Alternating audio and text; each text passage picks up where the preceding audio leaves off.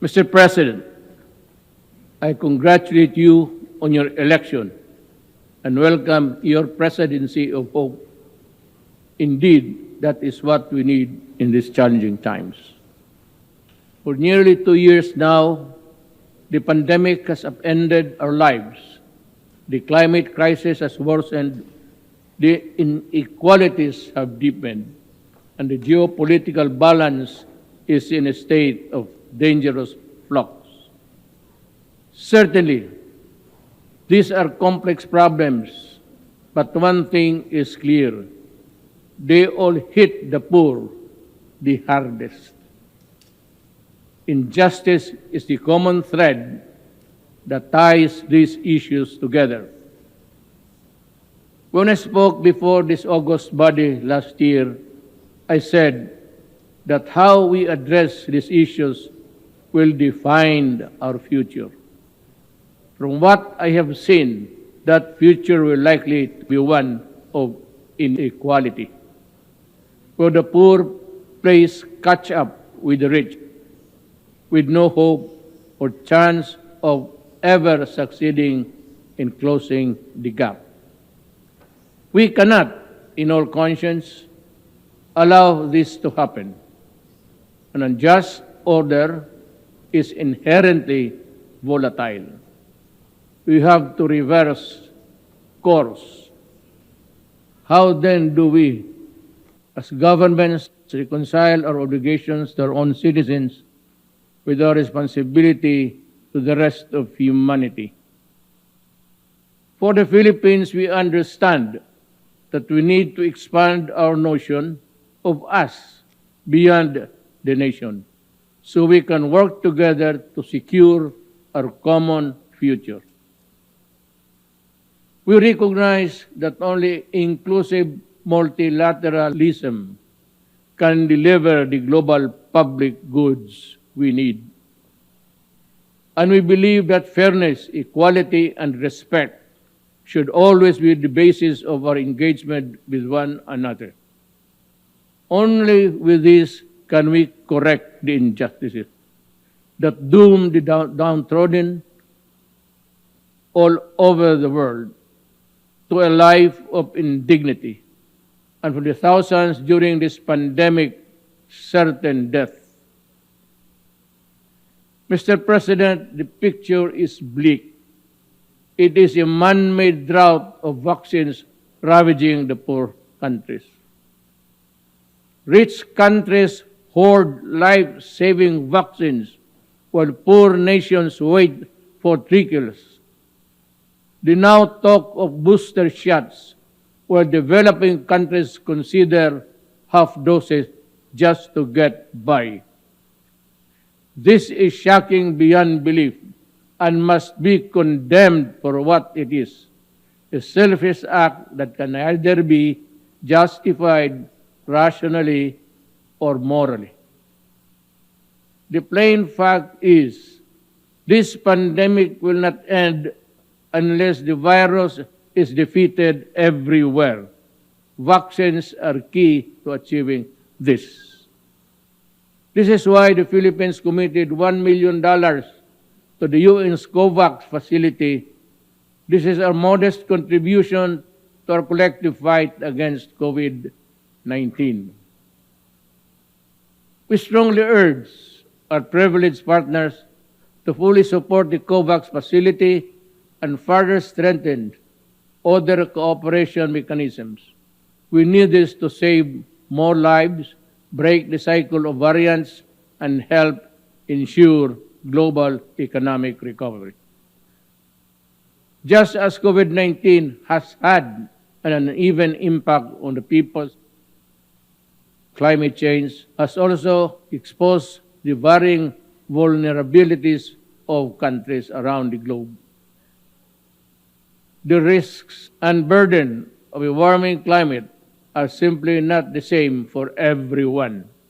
The greatest injustice here is that those who suffer the most are those the least responsible for this existential crisis. But here we are now, at a critical tipping point where failure to act leads to cataclysmic consequences for the whole of humankind. The Philippines accept its share of responsibility and will do its part to avert this collective disaster. We submitted our first nationally determined contribution with a target to reduce greenhouse gas emission by 75% by 2030. I issued a moratorium on the construction of new coal power plants and a directive to explore the nuclear energy option. But this contribution will be rendered useless if the biggest polluters, past and present, choose to do business as usual. We therefore appeal for urgent climate actions, especially those who can truly tip the balance. Developed countries must fulfill their long-standing commitment to climate financing, technology transfer, and capacity building in the developing world. This is a moral obligation that cannot be avoided. Our world's transition to a green economy must not be at the expense of developing countries' economic vitality. It simply cannot be, or it would be another travesty of justice.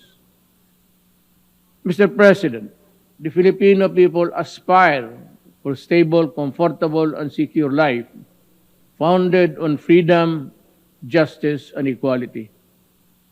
We have made significant strides on this after more than a century of nation building. Today, the Philippines is a middle-income economy and a thriving democracy. But difficult challenges remain. This we do not deny. Millions of Filipinos work abroad under the most difficult and inhumane of circumstances. We call for the abolition of all structures that allow exploitations and oppression of migrant workers. The kafala system is one such behemoth that chains the weak, the desperate, and the voiceless to an existence of unimaginable suffering. Nothing can justify the continued existence of this unjust system. While reforms have been made, the kafala system must be dismantled sooner or later in the name of justice and basic decency. The Philippines seeks stronger partnerships to protect the rights of the Filipinos and realize the full potential of our nation. But let me be clear. What we mean is partnership that respects our people's agency. Let me say this again. My government has a mandate and obligation to my people. We will deal with all criminals, including terrorists, with the full force of our laws. The Filipino people want to live in peace, security in their homes and communities, free from harm and danger from the lawless. But achieving this goal has not been without challenges. I say this in no uncertain terms. The law applies to all. I have instructed the Department of Justice and the Philippine National Police to review the conduct of our campaign against illegal drugs. Those found to have acted beyond bounds during operations shall be made accountable before our laws.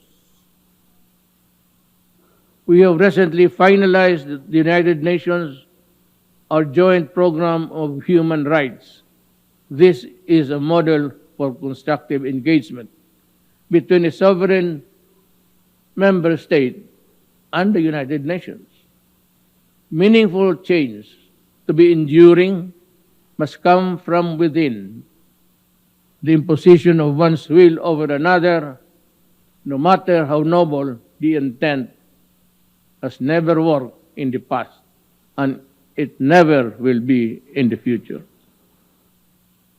How many more countries shall be made to unravel and descend into chaos before the powerful heed the simple lesson? In dealing with complex problems in nation building, let us consider pragmatic approaches that square ideals with reality. Sure, they may lead us to imperfect solutions, but solutions nonetheless that actually work. We will pay the price for the misadventure of the few that spiral into humanitarian disasters. The Philippines, in line with its long-standing humanitarian tradition, has opened its doors to Afghan nationals, especially women and children fleeing the conflict. As one global community, we must do our utmost to help the Afghan people and all those who continue to suffer. For the Rohingyas, I have instructed our Department of Justice to work closely with the UN High Commissioner on Refugees to prepare a cooperation program for a specific number of Rohingyas consistent with our capacities. The Philippines has limited resources during these extraordinary times. But what we can do for humanity and will uplift human dignity, we will.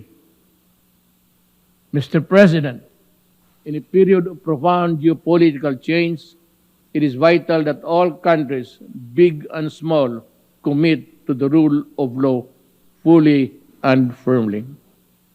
For a world without law is a world of disaster, where the weak is at the mercy of the strong. There can therefore be no other acceptable basis for a global order but the law.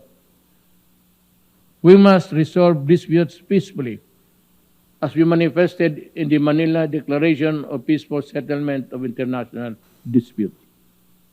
The Philippines is one with the ASEAN and other stakeholders in ensuring that the South China Sea remains a sea of peace, security, and prosperity.